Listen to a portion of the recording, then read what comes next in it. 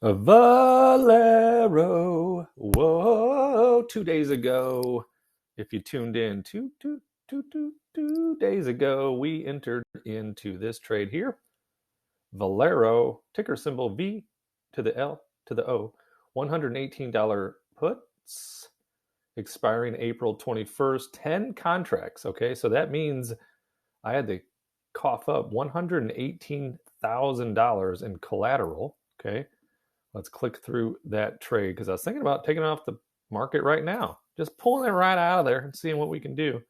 So if we look at this, we collected $1,330 2 days ago for those 10 contracts at $118 strike price.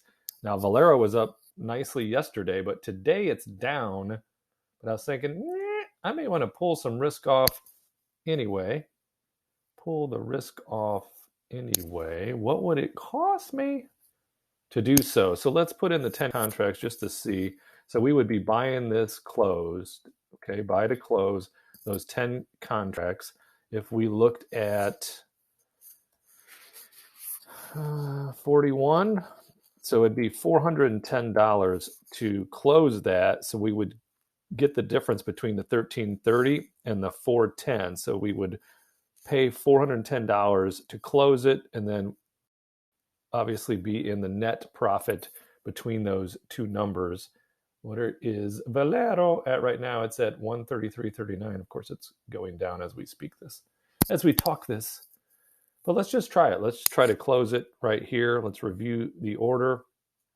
$410 releasing $118,000 in collateral, which then goes back into our buying power category, which was just at like 1.6 million. So we'll see that go up as well when we do this. So that $110,000 or $118,000 could be put into action Jackson. Let's see if we can get any of these filled as we speak. And currently it's going, the stock price is going down, which means our probability of filling these at the moment is not high. So let's take a look real close at Valero just to see what it's doing, because we might be able to watch that fill before our very eyes.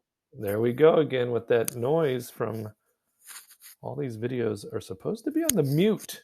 Yahoo, you're hurting the ear holes of my friend on the other end of this video. So let's click on the chart and let's watch Valero go up right before our very eyes so we can see that fill, because right now it's going down 133.32 and it was at about 133.42 when we tried to close those 10 contracts. So I think we're going to need to see 133.50 to get those closed. Yeah, it's still at zero. Zero of the 10 contracts have closed.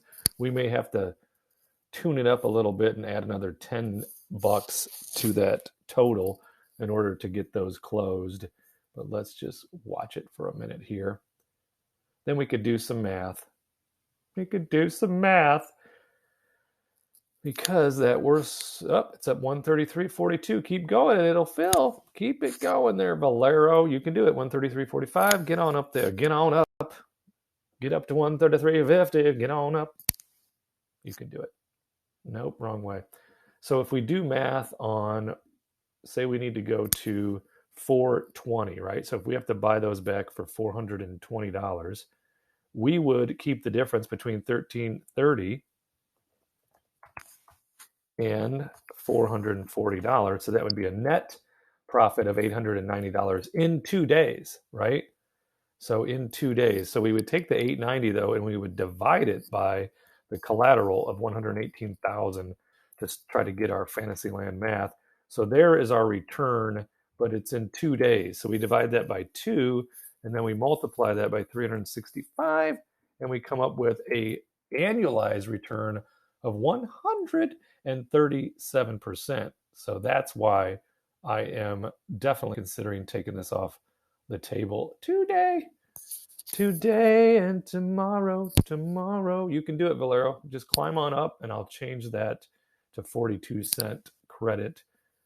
Cough up $420 and close that. Uh-oh, I hear Coco. I heard the front door and I hear my sweetheart's voice, Maya Coco, kid number 2. So I'm gonna have to close this video out and go give my sweetheart a big hug. I will check back and let you know if I needed to go to 420 to get this closed in just a minute. Talk to you then.